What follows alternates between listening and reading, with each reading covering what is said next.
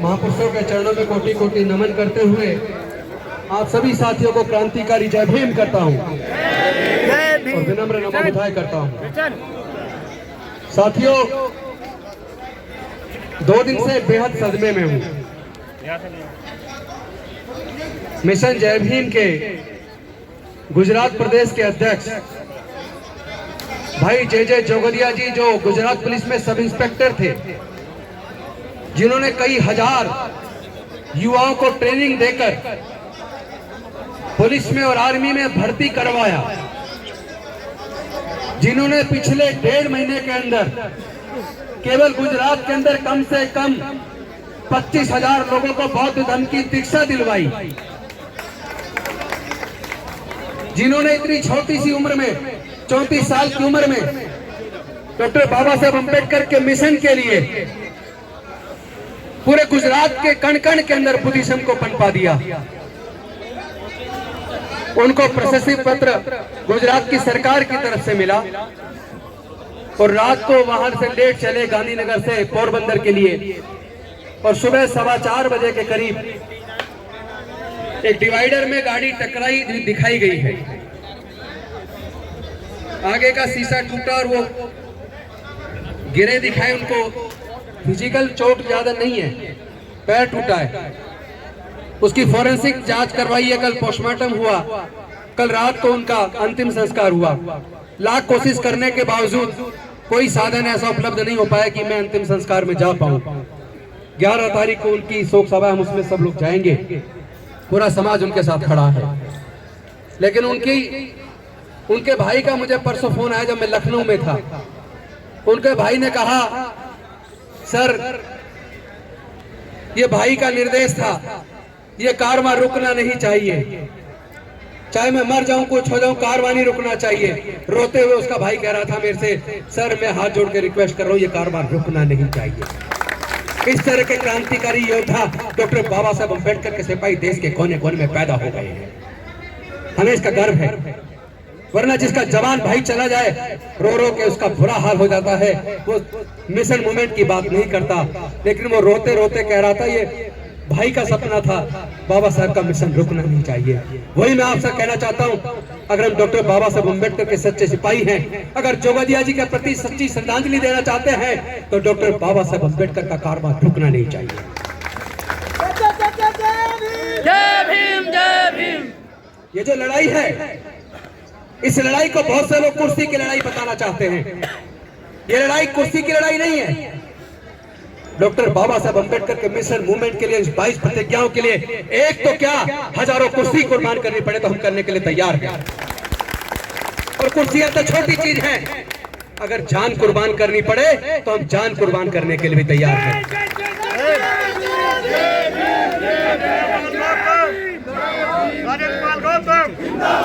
आप नाम के नारे मत लगाइए, ये गलती मत दोहराइए। जब जब हम लोग व्यक्ति को मजबूत करते हैं तो व्यक्ति मजबूत होता है। जब हम विचारधारा को मजबूत करते हैं तो विचारधारा मजबूत होती है। व्यक्तियों को मजबूत करना चाहिए। व्यक्ति कल को बिक सकता है, मर सकता है, धोखेबाज निकल सकता है, समाज को धोखा देकर भाग सकता है और किसी मजबूरी में चुप्पी साध कर बैठ सकता है। इसलिए हमें व्यक्तियों को ताकत नहीं देनी है, हमको अपने समाज को ताकत देनी है।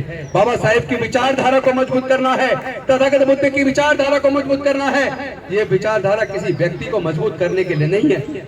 ये विचारधारा समता, स्वतंत्रता, बंधुता और न्याय के लिए है। ये प्रज्ञा के ऊपर आधारित ज्ञान के लिए है, ये करुणा के लिए है, मैत्री के लिए है।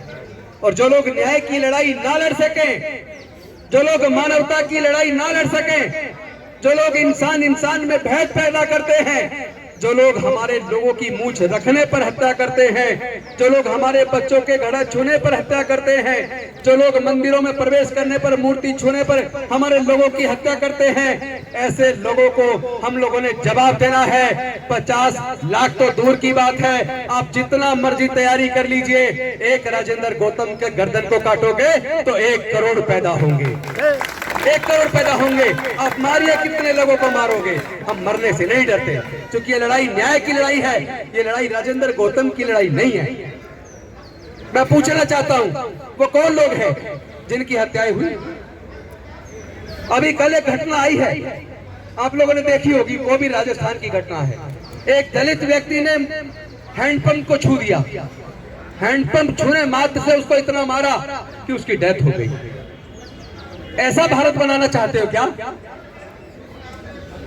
अरे मुझे एक एग्जाम्पल पूरे दुनिया में से निकाल के बता दो, केवल एक एग्जाम्पल, कि कोई व्यक्ति गंभीर रूप से बीमार हो जाए, डॉक्टर कहे तुम्हारा बड़ा ऑपरेशन होना है, 20 यूनिट ब्लड की जरूरत है, और उसने ये कहा हो कि मुझे 20 यूनिट ब्लड डोनेट करवा दो, लेकिन ब्लड केवल ब्राह्मण का होना चाहिए, या क्षत्रिय का होना चाहिए, या वैश्य का होना चाहिए, या हिंदू को होना चाहिए, या मुसलमान का होना चाहिए।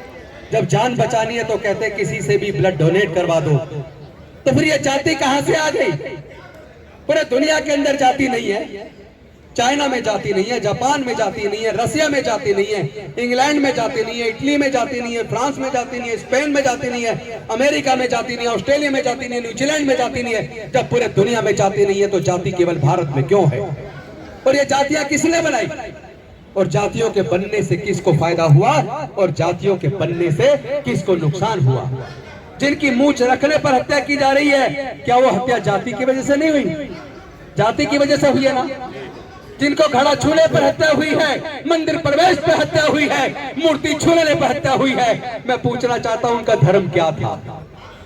मैं पूछना चाहता हूं उनका धर्म और जाति क्या थी? अगर आप कहते हो कि आप बौद्ध बना रहे हो, आप हिंदुओं को अल्पमत में पहुंचा रहे हो, तो मैं पूछना चाहता हूं, आप अगर हमारे लोगों को हिंदू मानते हो तो उनकी मूंछ रखने पर हत्या क्यों करते हो? अगर आप हमारे लोगों को हिंदू मानते हो तो उनको घड़ा छूने पर उनकी हत्या क्यों करते हो? अगर आप हमारे लोगों को हिंदू मानते हो तो मंदिर प्रवेश पर मूर्ति छूने पर उनकी हत्या क्यों करते हो? अगर आप हमें हिंदू मानते हो तो हमारी बहन बेटियों की इज्जत लूट कर उनकी हत्या क्यों करते हो? और अगर आप हमें हिंदू मानते हो तो हम जब अपने भाई बहनों की लड़ाई को लड़ते हैं, उस न्याय की लड़ाई को लड़ते हैं, तो आप लोग जातिवादी बनकर उन अपराधियों के फेवर में महापंचायत करके क्यों खड़े हो जाते हो? मैं पूछना चाहता हूं, अगर आप हमें हिंदू मानते हो तो हमारी लड़ाई में, इस मानवता की लड़ाई में आप हमारे साथ मिलकर इस लड़ाई को क्यों नहीं लड़ते हो? ये नफरत कब तक चलेगी? ये नफरत केवल राजेंद्र गौतम को या हमारे समाज के लोगों को नहीं, ये नफरत पूरे भारत को जला के राख कर देगी। हम लोग भारत को बचाने आए हैं, हम लोग भारत को बचाने आए हैं। हम डॉक्टर बाबा साहब अम्बेडकर को मानने वाले हैं, हम डॉक्टर बाबा साहब अम्बेडकर के संविधान को मानते हैं। हम अमन चाहते हैं, हम शांति चाहते हैं, हम अपने लोगों को जाति की गुलामी से बाहर निकालकर अपने पूर्वजों की सांस्कृतिक विरासत में, बुद्ध के दम में वापस लाना चाहते हैं। तो इसमें आपको तकलीफ क्यों है? जिन पुरोहितों के इनकम के स्रोत बंद हो जाने वाले हैं, उसको हो जाने दो, लेकिन तुम क्यों परेशान हो? उनको परेशान होने दो ना।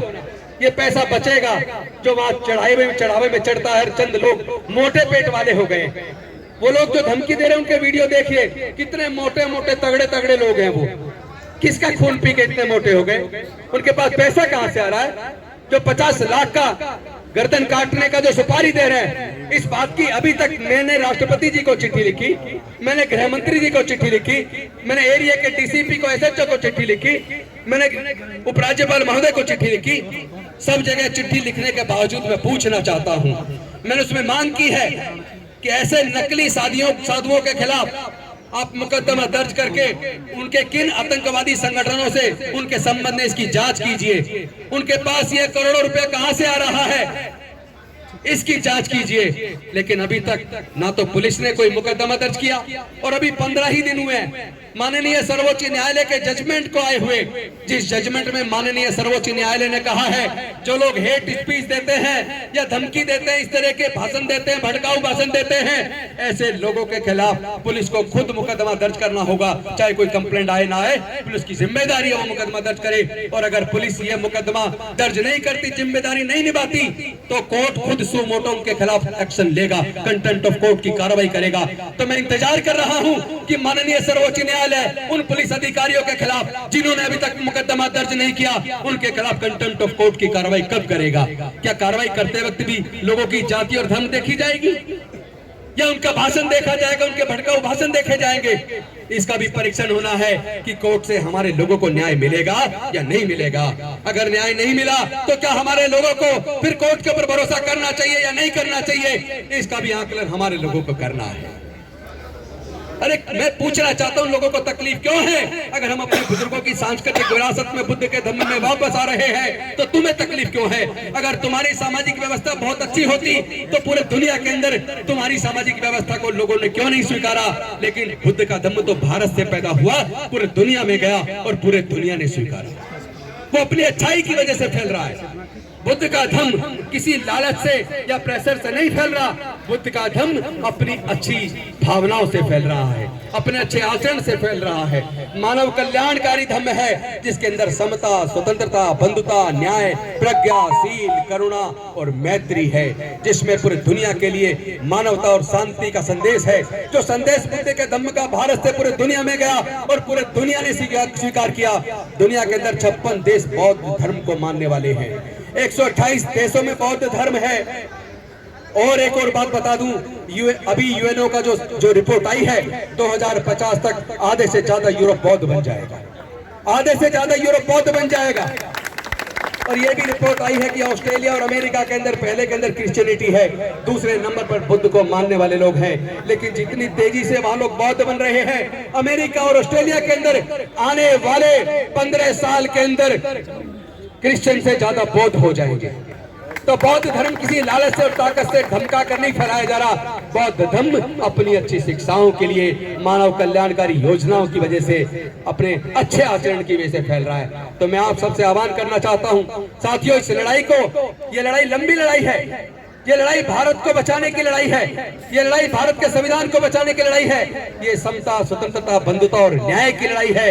ये लड़ाई हमारे लोगों की रोज रोज जो जाति और धर्म की वजह से हत्याएं हो रही है, उस हत्याओं को रोकने की लड़ाई है। ये लड़ाई अपनी बहन बेटियों की इज्जत और मान मर्यादा की लड़ाई है। ये लड़ाई हमारे समाज के स्वाभिमान की लड़ाई है। मैं आपसे पूछना चाहता हूँ, आप अपने समाज की इस मान मर्यादा की, स्वाभिमान की लड़ाई को क्या आप लोग लड़ने के लिए तैयार हैं? तैयार है तो एक बार दोनों हाथ उठा के समर्थन दीजिए। जय जय जय जय जय भीम, जय भीम, जय भीम, जय जय जय जय जय भीम, जय भीम, जय भीम, जय जय जय जय जय भीम, जय भीम, जय भीम। बौद्ध धर्म की क्या पहचान? मानव मानव एक समान। बौद्ध धर्म की क्या पहचान? मानव मानव एक समान। बौद्ध धर्म की क्या पहचान? मानव मानव एक समान। बाबा साहेब की अंतिम इच्छा, बौद्ध धर्म की ले लो दीक्षा। बाबा साहेब की अंतिम इच्छा, बौद्ध धर्म की ले लो दीक्षा। बाबा साहेब की अंतिम इच्छा। बौद्ध धर्म की ले लो दीक्षा। साथियों, एक और सवाल आपके सामने छोड़ रहा हूं। देश के अंदर जितने सेक्रेटरीज हैं गवर्नमेंट ऑफ इंडिया में, जो देश की योजना बनाने का काम करते हैं, उसके अंदर दलित, पिछड़े, आदिवासी, अनुसूचित जाति, जनजाति, पिछड़े वर्ग के लोग उसके अंदर 2% भी क्यों नहीं है? और अगर 2% भी लोग अनुसूचित जाति, जनजाति, पिछड़ा वर्ग के लोग नहीं है, तो फिर वो जो सेक्रेटरीज गवर्नमेंट ऑफ इंडिया में पॉलिसी बनाते हैं, क्या वो आप लोगों के फेवर में कोई पॉलिसी बनाएंगे?